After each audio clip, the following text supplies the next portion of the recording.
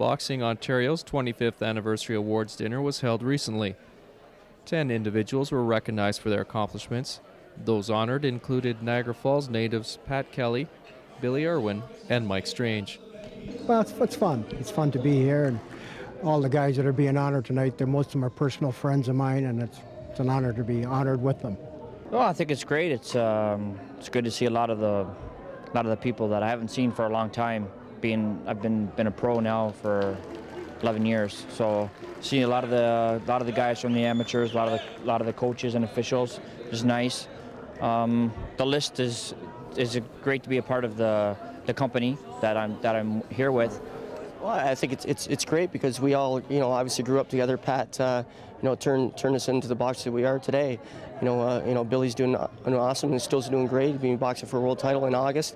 And myself, I've had a great career, and I owe a lot of that to Pat Kelly. So I'm really glad that both of them are getting recognized tonight. My brothers were all older brothers were boxers, and back in the late 40s, about 1946, 47.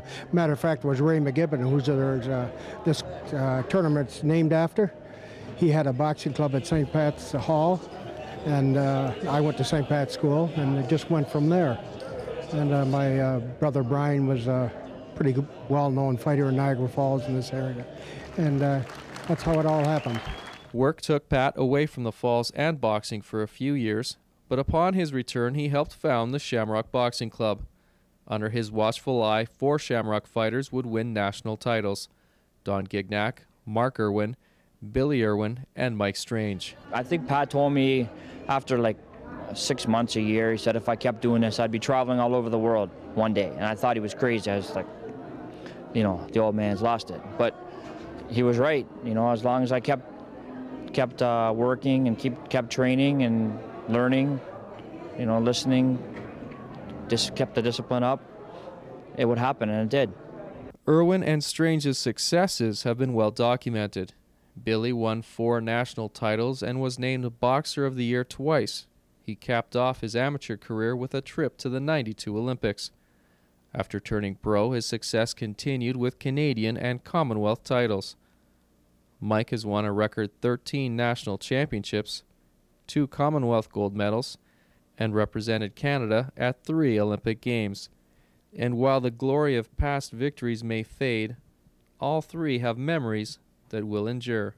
You know what? It was great because Pat was obviously my coach, but he was almost like a second father too. And he always said to me and Billy on all the boxing trips we always had, he always said, make sure you guys have fun, no matter what.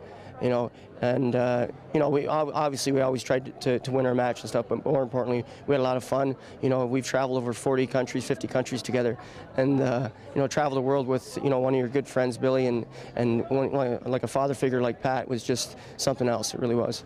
You're being honored for what you've given the sport. What have you gotten from the sport, Pat? Just being with the people, great people. I met everybody in boxing, right from Muhammad Ali down. I've met all the great fighters and worked a couple of corners for some good fighters and had a lot of fun. I got along with all the kids. We had a great time and traveled all over the world. Went to Africa, Middle East, Far East, Europe, England. Great time. We've traveled all over the world, had a lot of fun, met a lot of interesting people, seen a lot of things.